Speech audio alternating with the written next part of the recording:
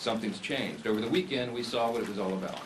The Democrats made crystal clear that this is about politics. The politics were on full display. The politics, the spectacle, is what the mobs, the crowds, the rallies this week were all about.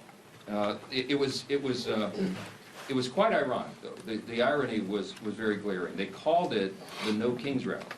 But the great irony, of course, that we pointed out over and over was if President Trump was a king, the government would be open.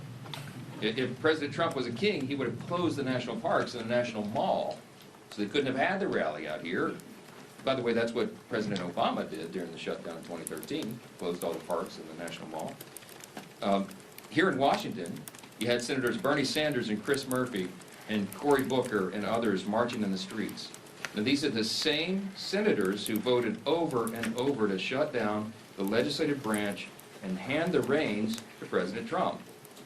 They're decrying the situation that they themselves created.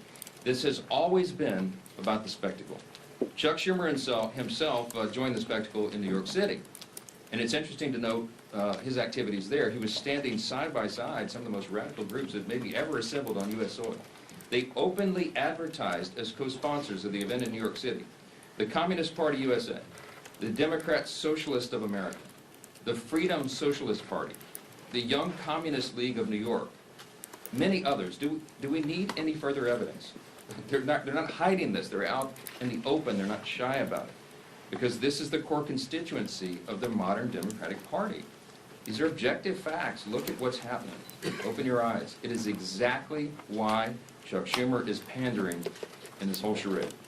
We've explained from the very beginning, this shutdown is about one thing and one thing alone: Chuck Schumer's political survival.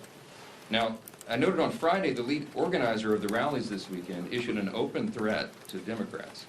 Quote, "The cavalry is coming in on October 18th, and they're either going to be celebrating with you, or they're going to be calling for new leadership." Now that's a direct threat to Chuck Schumer, and he heard the message. So did Hakeem Jeffries in the House. And that's why neither of them were here doing their jobs. Instead, they were out in New York and California. They were catering to the same radical base that is just days away from electing an open Marxist as mayor of New York City. And now that Chuck Schumer has had his spectacle, he's had his big protest against America, this is our plea. We're asking, and I think everybody in this room and everybody watching, listening to our voices this morning should be hoping that he is finally now ready to go to work and end this shutdown and stop inflicting pain on the American people.